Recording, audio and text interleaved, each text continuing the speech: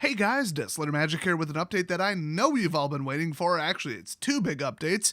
First off, we have the DICE lawsuit situation. So, for comparison, no joke, it took less than 24 hours for a class action lawsuit to be filed in a court against Robinhood and everybody else involved and the hedge funds themselves, and I don't even know who was all named in it, but literally somebody put it together in like hours. So I thought with such a blatant, winnable, just in and out of court case that's just free money for whatever lawyer takes it, this thing about the DICE would be filed in, days, tops. Because the first person to get to it gets to it. I do believe, firsties wins is the official legal doctrine, similar to if you don't take your finger off the paperwork, you haven't submitted it yet. Of course, with the game Checkers cited as precedent. But, I hadn't heard anything publicly. Nobody picked up on if there was one. And I guess somebody at Wizards either knows how these things work, or let's be honest, they called a third-party law office and found out real quick how these things work. And their quote-unquote legal department was like, oh my gosh, you might want to compensate them right now. Like right now, like as soon as you possibly legally can. So I heard from multiple sources, but not the primary source. I don't know where they announced this. Probably somewhere really subtle so that nobody hears about it. So in other words, send this video to everybody you know. Seriously, post this video everywhere. I want to cost Wizards as much money as possible. And I say that because allegedly they've agreed that if you are not happy with your pre-release kit and you are counting on the die being, what they said it was going to be, literally up until about 2 days ago, that you just need to contact them via email or whatever, the support email. It's on their website somewhere. And they will mail you out at some undisclosed time in the future when they get them in and send them to a fulfillment company or whatever. They will send you the correct die, although I suspect it won't be the correct die because I suspect that they had trouble manufacturing it. So it's probably going to be the bigger one. So it still won't be the one you wanted, but the bigger one's better. Come on. It's probably more expensive anyway. It's better looking. It's more viewable from a distance. It's easier to read. It's not really inferior in any way. I wouldn't complain. And just them publicly offering to make it right with basically the original object that they promised you, you can't deny it or decline it and then still sue them. Because they have made a good faith effort to make things right. And then you can't just say, no, I'd rather sue you for triple. It doesn't work that way unless you're a billionaire. Then the court works however the hell way your pocketbook wants it to. I have such immense faith in this Robinhood class action lawsuit. So anyway, everybody go do that. Honestly, even if you didn't want the die, they still legally owe you the correct die. Literally, whether you wanted it or not, you are owed what they said was in it. So for them qualifying it as, if you're not happy, you can do this. If you were expecting the other die, then you can do this. No, that's all bullshit. If you bought a pre-release kit, period, comma, contact them immediately. Now, the problem is, I almost feel like they're going to start declining people who are like, I bought 2 cases of them. What is that, 60, 80? Send me 80 dice. I have a feeling they're going to request proof. But a lot of people in the Magic community, especially the MTG Finance, hoarder, reseller types, they like to lie and cheat and steal because they're not as good at their little pseudo day trading card speculations as they claim on Reddit. They're actually pretty much all lying douches. So Wizards, they know who they're dealing with. They know that community. If somebody claims they bought 100 pre-release kits because they mostly were caring about the value of the die, they probably bought 10.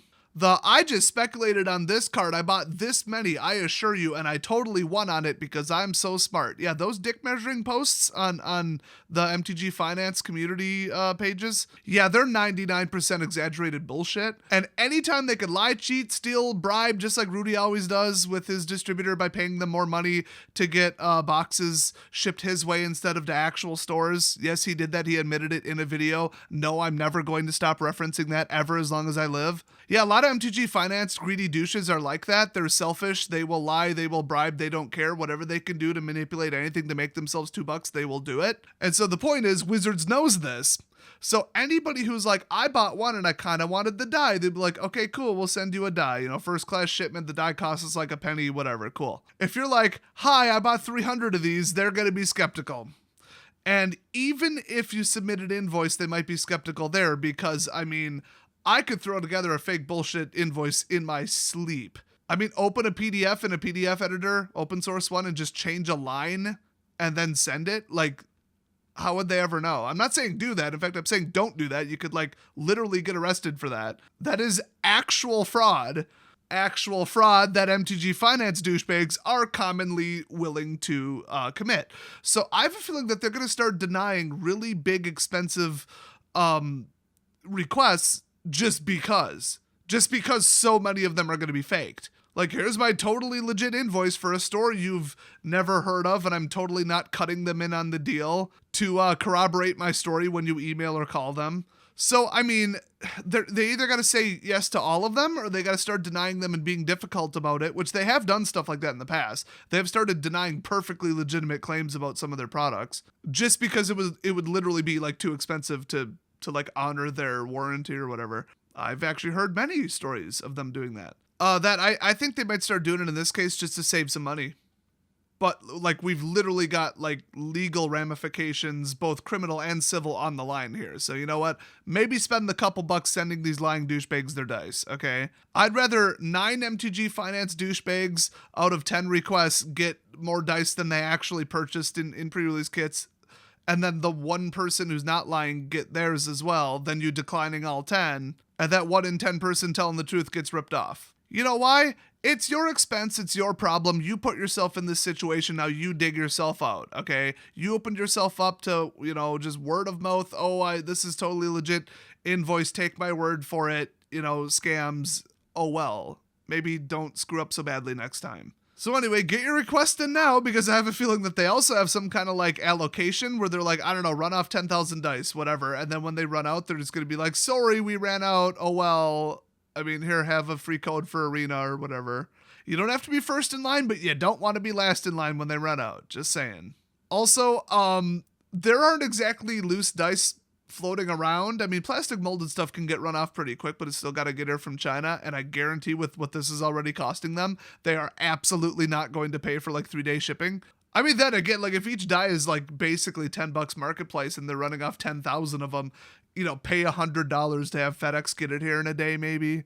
I don't know. This is Wizards we're talking about. They'll probably use frickin' like, I don't know, Hong Kong Post or something. I don't remember which ones are awful. Most of them. And, you know, the longer they wait, the more likely people are to like move apartments, move houses, forget about the shipment, have wrong stuff on file, forget to follow up. And some are going to get lost in the mail anyway. That's just how it is. So it's like this whole thing's a disaster. I wouldn't put full confidence in this being like a nice, tidy, you know, wrapped up situation that everybody's happy with, because that's just not going to happen. So the second big update I wanted to give everybody was on my second channel. I didn't know that me buying some dumb shit at the gas station at 2 a.m. and then like completely reading and eating it incorrectly would be such a big thing and such a controversial issue. It's not like, you know, dumbass SJW libtards are up in arms over this, but I got some people saying that's made out of tamarind because it's called tamarindo and it's a drink, and your dumbass was supposed to put the straw things in like hot water or whatever, or water, swirl it around, and then it dissolves, and then you drink it with the straw, which is why it's on a straw, you idiot. I'll be honest, even when I was holding in front of the camera, I wasn't completely reading every word on the label. I'd probably hit 10% tops. Most of it was even in English too, but it clearly said hawthorn pulp. It clearly tasted like hawthorns. So all y'all saying it's tamarindo made out of tamarind, I don't think so. I think it was perhaps a hawthorn pulp variant, but whether or not you were supposed to swirl it around in water and make a drink out of it, after I just, for I guess literally no reason, called it Mexican candy, despite not looking or tasting anything like candy or having anything that resembles candy on the label. Look, I recorded at like 5 in the morning. I've been on a 32-hour work straight schedule and then sleep for 10 hour and then 32-hour and then work for 10-hour schedule. The only reason I knew it was Friday is because somebody sent me an F&M code. I'm lucky I know what planet I'm on right now. Then we had the controversy of how, jabalina literally means javelin, which I knew that, but I didn't intend to take these and throw them. And the only difference between a javelin and a spear is whether or not you throw it. And the weight and the head style and the materials. But still, it's a fine line. And I thought, well, I'm not going to chuck this at anybody. It's a spear. And also, spear was like the secondary definition online when I Googled it. And at 5 a.m., I was legit like, why would I throw these? So it made sense at the time. Let's see. We also had somebody claiming that chavito is some kind of offensive term.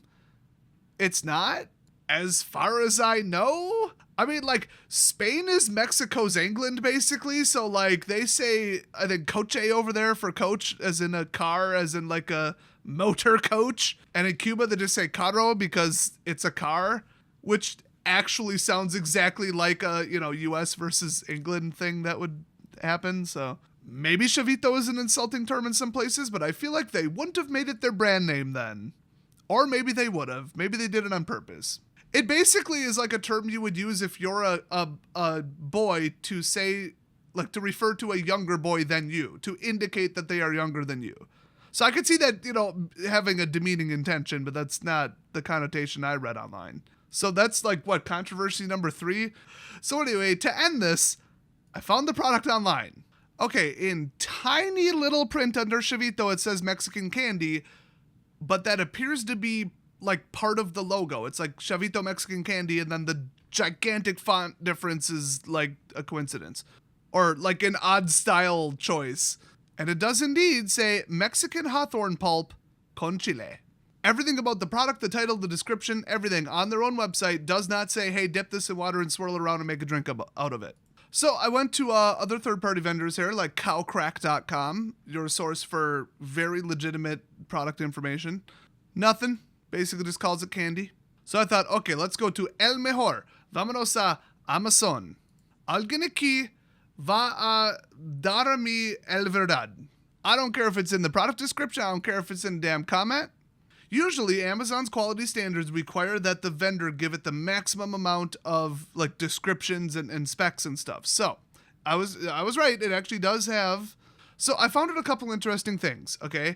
There's a brand called Dulces Típicos, which I believe means typical candy, or candy type. I don't remember, but whatever. Dulce means candy, implying that this is still a candy. And it says right on it, hot and salted tamarind flavor candy. But then it says right in the ingredients, hawthorn, apple, and then for some reason quince, which I assume was a typo that didn't get translated correctly. I don't know, is the word for pulp really similar to the word for 15? Okay, the hawthorn fruit is a fruit, a tamarind is a legume. They aren't even in the same classification of, like, living thing, or, like, grown produce. Although, I guess a legume is technically a fruit, but, like, I mean, who even considers, like, a tomato a fruit? I mean, you know what I mean? So, did they just put tamarind on there because, and it's really made with hawthorn, and it's all one giant scam that everybody's just kind of hoping to pass off? Or is that just a thing you do? Or is tamarind just a nickname? Doesn't actually imply what's in it? Is it made with both? Let me answer that right now. I read the ingredients myself. No. It does say artificial tamarind flavor.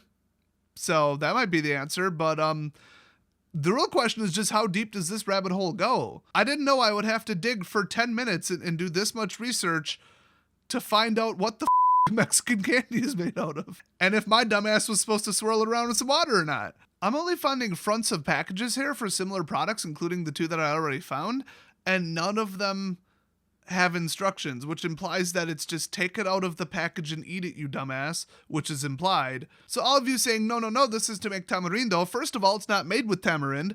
And secondly, it doesn't say put this in a drink. Now, maybe they just assume that everybody knows that and they didn't need to put it on there. But usually when companies make packaging for products, they don't assume the customer knows anything. They assume the customer is a raging mental patient who is barely able to survive in modern society. So all I've really learned so far is that you can buy just short of 2 pounds of this shit for $15 on Amazon. I might. It was pretty good. Now here's where it gets interesting, okay? On the About This Item section, which was translated by an absolute low-effort crazy person, there's like 16 typos in like 16 words. It's amazing. It says, about this item, this candy, which a capital TH is there for some reason, is good with fruit. Okay. Then it says with the raspados, which means broken down, which I thought, okay, maybe that in a roundabout way means like dissolve it. I'll have to get closer clarification from y'all Spanish speakers out there, because as we all know, I only speak Spanglish. Then the third bullet point is or to be eat by self. So I assume that was actually all one sentence. So it's this candy is good with fruit with the breakdown or to be eat by self. And then the last one is each tamarind is rap individual. And rap is spelled incorrectly without the W, which is hilarious.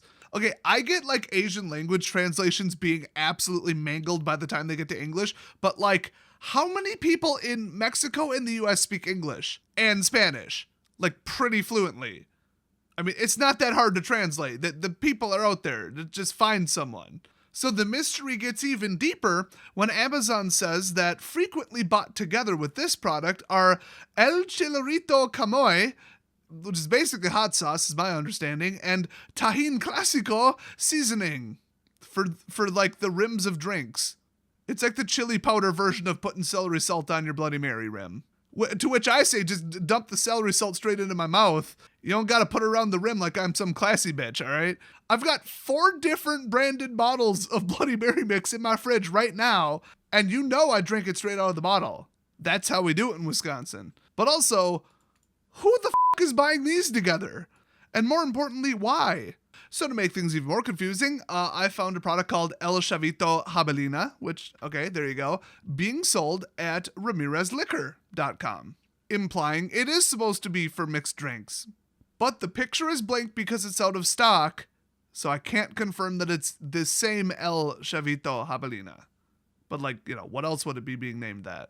So you guys know that I do not give up when it comes to internet mysteries. In fact, on my main channel sometime this week probably, I'm going to be uploading a amazing follow-up to the mystery song. This is quite possibly the biggest breakthrough in the history of internet mystery songs. You will not believe where this one went. Let's just say, I mean, I don't want to ruin it, but there's a music video for the song. And I found it. And it's amazing. I still don't have a lot of answers, but I mean, once I launch this on the internet, somebody will identify the 5 people in it real quick. So we on this shit. But when it comes to Chavito hair, I'm going to go down to the Mercado and I'm going to pick some more up, okay? Like, I got this at a gas station, no joke, about 50 miles away. So, I mean, we ain't doing that. I ain't going that far, literally or figuratively. But I'm pretty confident that a certain Mercado in my area has one of these for sale. So I'm going to get some more and I'm going to put it in water and see what happens. I've seen algunos cosas de Chavito there before. So vámonos sobre ahí pretty quicker. Also, in an hour, I have to meet a random guy in the hardware store parking lot to sell silver to. So while recording this, on and off, I just got done cleaning and re-oiling my gun. But that's how we do it in the hood in Wisconsin. We make sketchy Craigslist deals via anonymous email to meet in hardware store parking lots to sell large amounts of precious metals. And then buy Mexican candy to solve internet mysteries. So that's where my life is at. Hit subscribe if you want to get to the bottom of this with me. I'm sure so many of you give a shit at this point. So for the 6 people still listening to the video at this point, thanks for watching.